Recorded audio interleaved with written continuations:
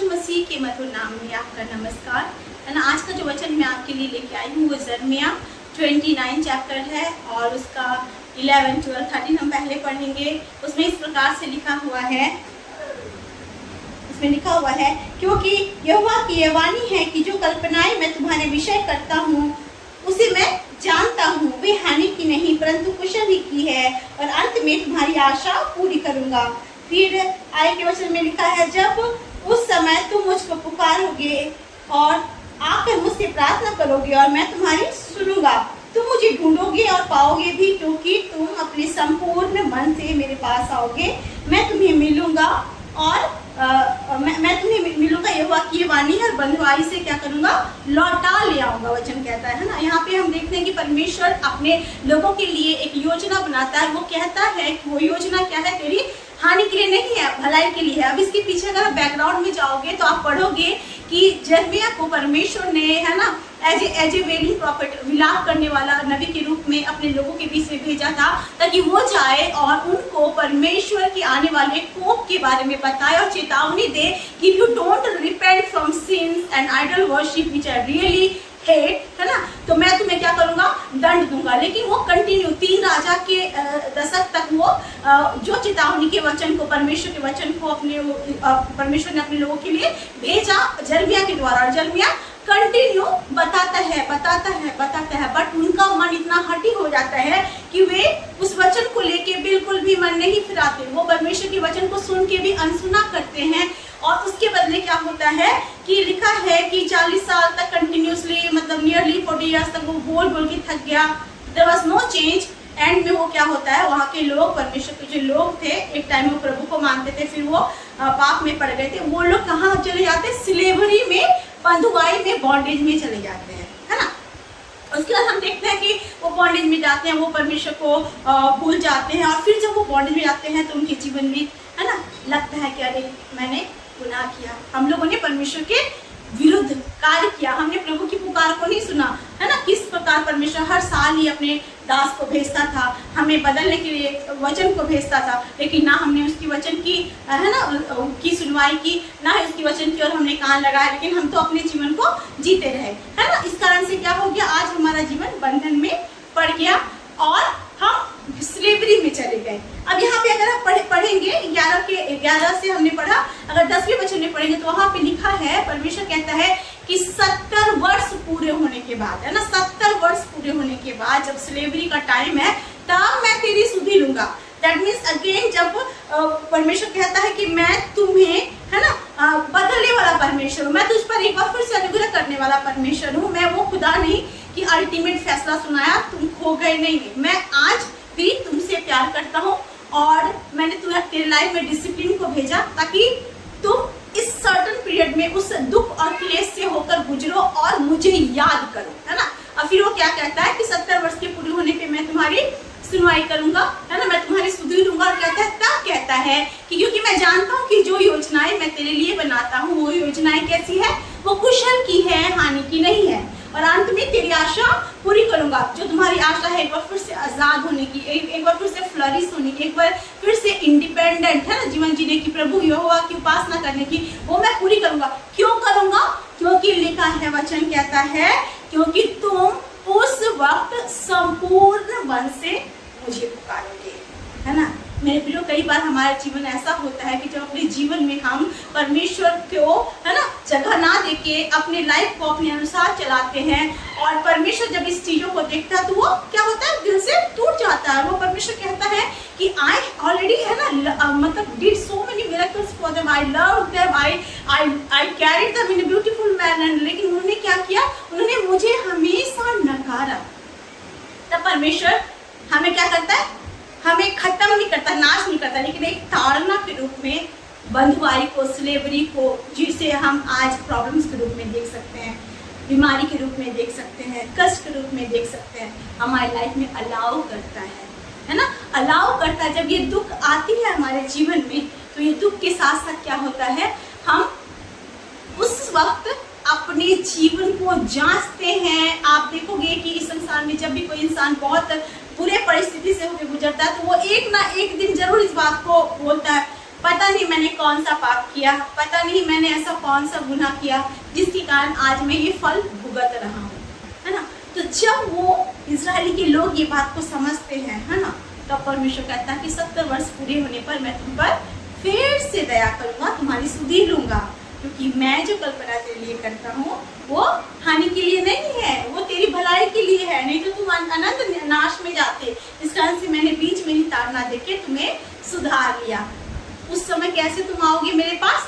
जब तुम सुधार से होके गुजरोगे, तुम पूरे मन से मुझे ढूंढोगे, और जब तुम पूरे मन से मुझे ढूंढोगे तो मुझे पाओगे। मेरे प्रियो, आज अगर आपके लाइफ में ऐसी कोई दौर चल रहा है जब आपको लगता है कि मैं दुख में हूँ, कलेश में हूँ, स्लेवरी में हूँ, गरीबी में हूँ, कर्ज में हूँ, पारिवारिक समस्याओं में हूँ, कुछ ऐसे सिचुएशंस होते हैं। मेरे लाइफ में पर्सनली मैंने बहुत सारे ऐसे सिचुएशन देखे हैं जिनको देखती हूँ तो मुझे लगता है कि आई बिकेम हैंडीकैप्ड, मैं नहीं हेल्प कर पा रही हूँ, मैं अपने आप को, अपने परिवार को, अपने प्रियों की मदद नहीं कर पा रही हूँ कि उस बंधनों से निकल जाऊँ। उस समय मैं परमेश्वर को पुकारती हूँ और मैं प्रभु को कहती हूँ, प्रभु अगर तू ना करे, प्रभु अगर आप ना उतर के आए तो हमारा जो है हेल्प होना एकदम तय नहीं है। फिर मैं परमेश्वर को कहती हूँ, प्रभु जैसा कि नए नियम में हम पढ़ते हैं, है ना, उस व्यक्ति के बारे में जो 38 वर्ष से क्या होता है, 38 वर्ष से दुख और क्लेश को सह रहा होता है, वो बीमार होता है और बेसदा पुल के पास वो पड़ा रहता है। क्यों? सिर्फ ये सोच के कि जब स्वर्गदूत यहाँ पे पानी हिलाता है, उस वक्त पानी में जो भी पहला इंसान उतरता है वो चंगा हो जाता है। तो एक दिन मैं भी यहाँ उतरूंगा और जब मैं बीमार हूँ, है ना, जो हैंडीकैप्सी मेरे अंदर है, जिसके कारण मैं कुछ नहीं कर पा रहा हूँ, मैं भिखारी बन के रह गया, मैं भी उतर जाऊंगा किसी की मदद से, है ना, और मैं भी चंगा हो जाऊंगा। लेकिन हर वक्त जब भी स्वर्गदूत पानी हिलाता है, कोई और उसके पहले उतर जाता है और उसका दिल टूट जाता है। एक बार फिर से, प्रभु मैं नहीं उतर पाया, एक बार फिर से मैं चंगा नहीं हो पाया, मैं चाहता हूँ मैं अपनी मदद करूँ, लेकिन आज परिस्थिति ऐसी है कि मैं अपनी मदद नहीं कर पा रहा हूँ।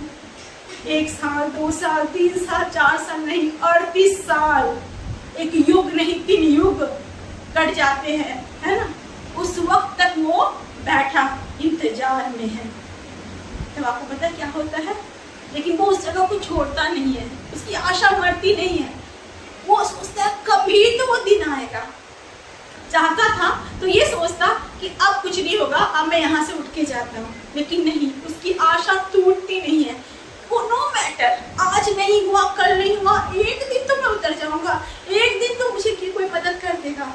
लेकिन जब कोई मदद नहीं करता फिर भी वो अपनी आशा को नहीं तोड़ता। उस वक्त परमेश्वर, है ना, अपने पुत्र यीशु को, है ना, जो मानव रूप धारण करके संसार में आया, है ना, और सबको शिफा देता था, सबका भला करता था, वो उसके पास आया। और वो आपको पता है यीशु मसीह जो इस धरती में कितने साल तक रहे?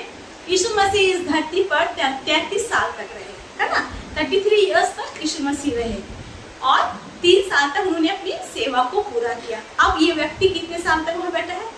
38 साल से, यानी यीशु मसीह के जन्म से भी पहले से यीशु मसीह संसार में आया देहधारी होके, उससे पहले से वो इंतजार कर रहा है। सोचो उसके इंतजार का लेवल, वो ऐसा इंतजार कर रहा है कि मसीहा को उतर के आना पड़ा, है ना। जब यीशु मसीह संसार में आए तो he came for ultimate thing, he came to die for you and me. और वही काम जो था यीशु मसीह का अल्टीमेट था, है ना, वही जो था परम काम था, मुख्य काम था कि वो हमारे और आपके पापों के लिए अपने आप को दे दे, ताकि हम उस पर विश्वास करके नाश ना हो परंतु अनंत जीवन पाए। लेकिन यहाँ पे परमेश्वर याद करता है, ये तो इतनी साल से जब मैंने अपने पुत्र को संसार में नहीं भेजा, उससे पहले से रोज इंतजार करता है कि one day I will be healed, one day someone will come to help me। जब वो सब बातों से फेल होता है, यीशु मसीह आता है और यीशु मसीह उसको आके वहाँ पे चंगा करता है ना।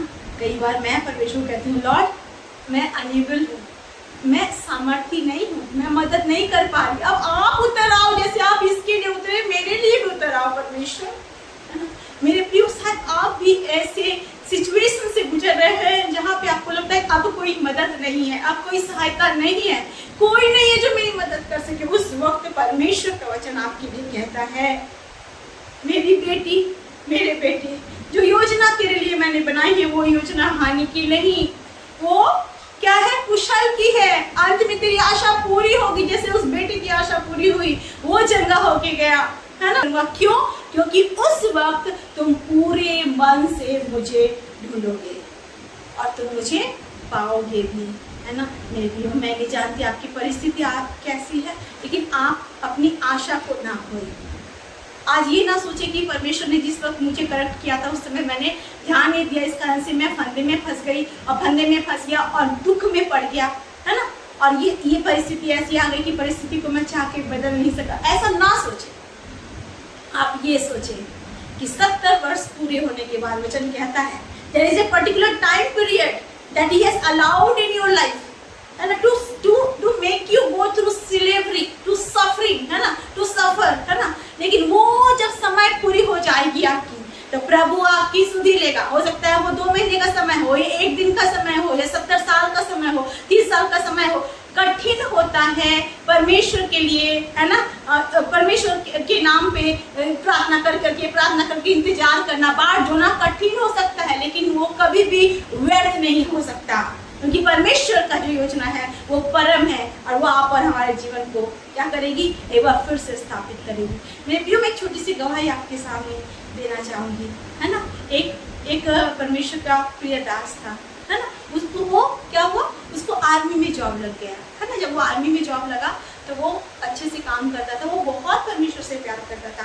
काफ़ी सालों का इंतजार के बाद, काफ़ी परिश्रम के बाद उसकी फैमिली वाले सब प्रेयर करते थे, तब उसको जॉब मिला और वो बहुत एक्साइटेड था। वो प्रभु तूने मुझे अच्छी job the, this was my dream job and all. वो अच्छे से परमेश्वर की आराधना उपासना वहाँ पे भी करता था। लोग जब जाने, वहाँ के अधिकारी, स्पेशली जो बड़े अधिकारी, जब उनको पता चला कि ये प्रभु यीशु मसीह से प्यार करता था, तो वो क्या करते थे, उसे अकारण विदाउट एनी रीजन टॉर्चर करते थे, है ना। They will do something to make fun out of him, उसका मजाक उड़ाएंगे, उसे परेशान करेंगे। इन सारी बातों से वो परेशान हो गया। वो प्रभु से कहते थे, प्रभु इतने समय हो गए, है ना, यहाँ आके मैंने सोचा था कि मैं प्रभु आपकी और महिमा करूँगी कि आपने मुझे इतनी अच्छी जॉब दी है, जो मतलब उसका ड्रीम जॉब था, ड्रीम जॉब दी है। मैं खुश हूँ, मैं देश की सेवा कर रहा हूँ, मेरे फैमिली वाले खुश हैं, लेकिन प्रभु यहाँ आके तो मुझे लगता है कि मैं बंधुआई में आ गया।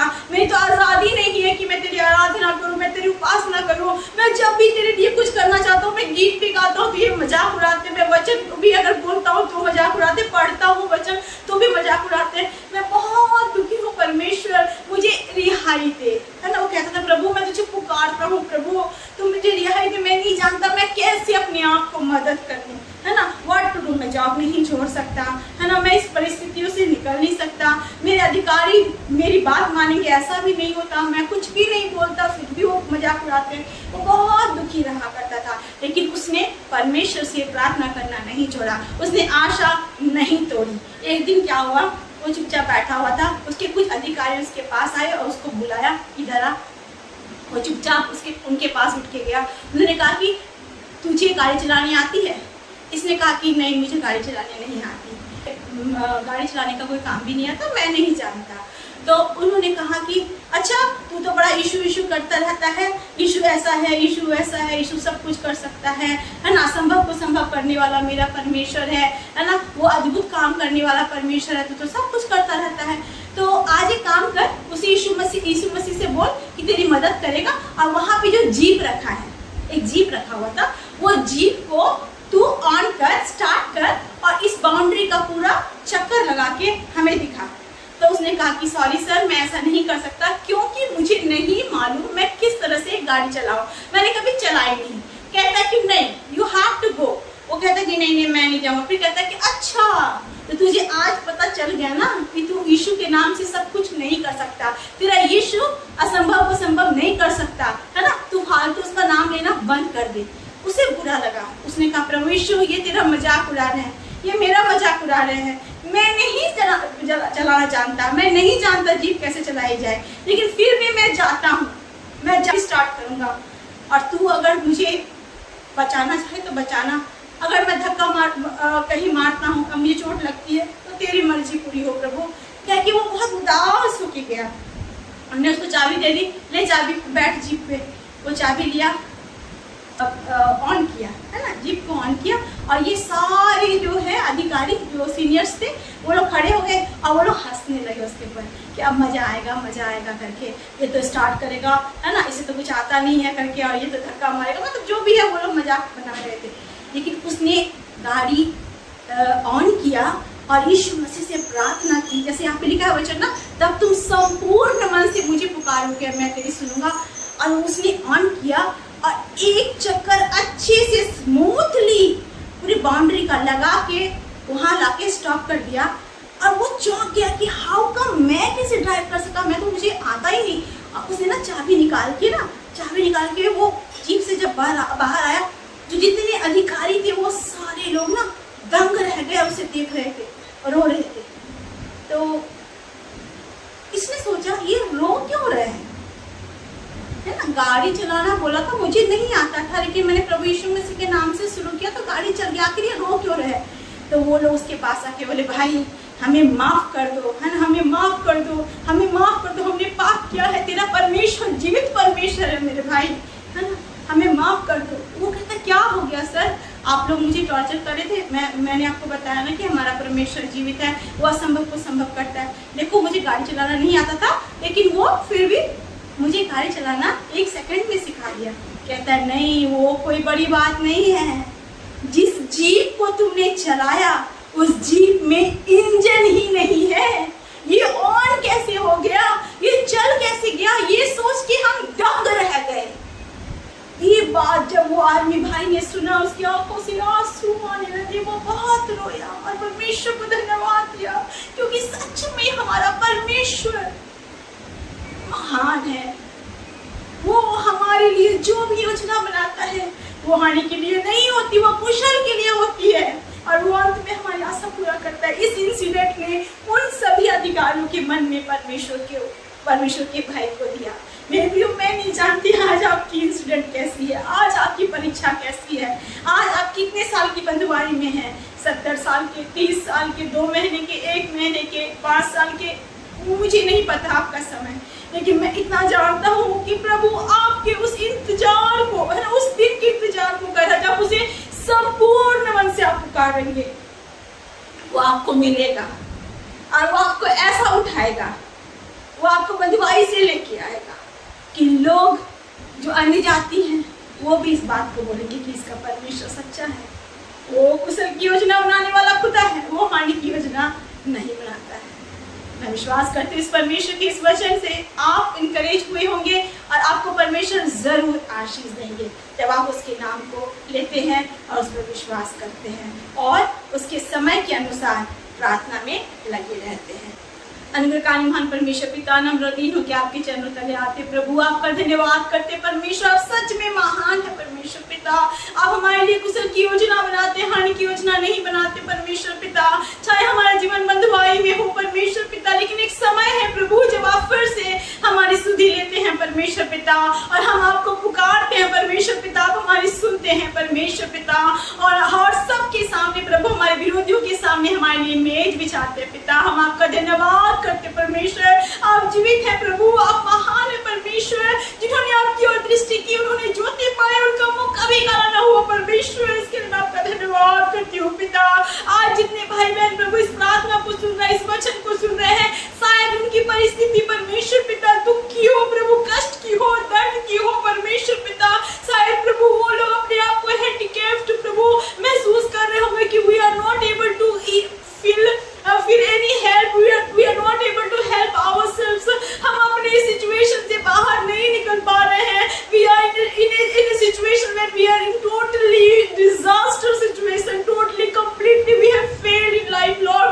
लेकिन परमेश्वर आपको वचन कहता है मेरे बेटे मेरी बेटी मत चिंता कर, मैं तेरे साथ हूँ, मैं तेरी सुधि लूंगा और तुझे छुड़ाऊंगा। मैंने तेरे लिए आशीषित जीवन को रखा है, मैं तेरी आशा को पूरा करूंगा प्रभु। उनकी पुकार को सुन परमेश्वर पिता, आंखों से आंसू पोछे जाए परमेश्वर, उनके आंसू परमेश्वर पिता आनंद के आंसू में बदल जाए परमेश्वर पिता। वो आपके प्रेम को जाने, वो इस बात को जाने कि यीशु ही प्रभु है परमेश्वर पिता। तेरी शांति, तेरी दया, तेरी करुणा उनके ऊपर बहुत ताज से उतरने पाए। मैं विश्वास करती हूँ पिता Everyone who is suffering, everyone who is thinking, Lord, there is no hope now for me, अब्बा, आपका वचन कहता है कि अंत में फल होगा और तेरी आशा कभी ना टूटेगी। ओ परमेश्वर, आज उनकी परिस्थितियों को बदल, राज में, देश देश में, इजराइल के ऊपर हर जगह परमेश्वर तेरी इच्छा पूरी हो, तेरी शांति बनी रहे। धन्यवाद प्रार्थना सुनने के लिए, उत्तर देने के लिए। यीशु के नाम से इस प्रार्थना को मांगते हैं और पा लेते हैं।